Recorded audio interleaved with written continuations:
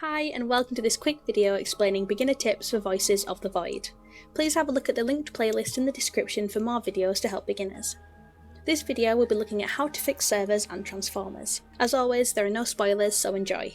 Despite everything that will happen to you in Voices of the Void, servers will become your biggest enemy. Every day, a server will go down, and with it your download speed and satellites. I recommend regularly checking your server statuses. To do this, enter the server room and look for any servers that are red, not green. If all is well, go onto the server room terminal and type sv.ping. This will enable a sequence like this. We are hoping for a green 4 out of 4 package for each satellite, but if it comes back as a red 0 out of 4, this means the server is down and must be fixed. You must travel to the down server and fix it in person.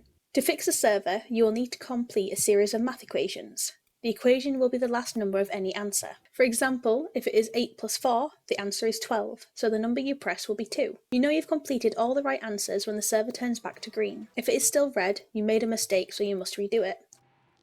I would recommend fixing your satellites as you collect your daily hashes. As I said in my previous video, planning your route will save time and gas, so doing it all in one go will make the job easier. To help improve download speed and overall performance, it is recommended to calibrate satellites regularly. To do this, go to the terminal in the server room and type sd.cal_all. This will recalibrate all satellites and improve speed. It is also really satisfying to watch. I find fixing servers really annoying as I struggle with math, and I know it's embarrassing, but even the simplest equations have always troubled me. To help you out, you can purchase Kerfur, who is just the cutest thing ever. Kerfur is a cat robot who will fix down servers for you. And yes, that even means in the middle of the night when you're too scared to leave Alpha Base. Kerfur has a camera attachment, accessible via the computer under the camera tab. There you can watch as Kerfur smashes into trees, rocks and doors, and also fix the occasional down server. Once Kerfur has completed their task, they will return back to you and follow you around. Kerfur needs to be charged, otherwise they'll run out of power. When that happens, they will shut down and fall to the ground. To charge Kerfur, there is a plug in their back. You just extend it and plug it into the wall. Kerfur can get stuck easily, so try and keep an eye on them. Just so you all know, there is a small triangle at the front of the base here where Kerfur can fall into. If they fall into this hole, they will get themselves stuck underneath the map. You are able to save them by crouching in like this. I recommend plugging the hole with one of these flower pots. You can purchase a blue, pink or red Kerfur in store for 500 credits, and I think they're a great investment. Imagine this. It's pitch black outside and you're happily downloading signals and cleaning up your messy base when the power goes out. That means all the doors are unlocked, the computer doesn't work, and all satellites are down. The first power outage will leave you terrified of another. You don't realise how dark and scary the base is until you can't see a thing and it's eerily quiet. First things first, you need to go down to the basement. Yes, the scary basement with the cremator and the welded shut meat room. There you can look at the breaker and press them a few times to see if they were turned off or have no power. If they don't turn on, that means one of the transformers are down.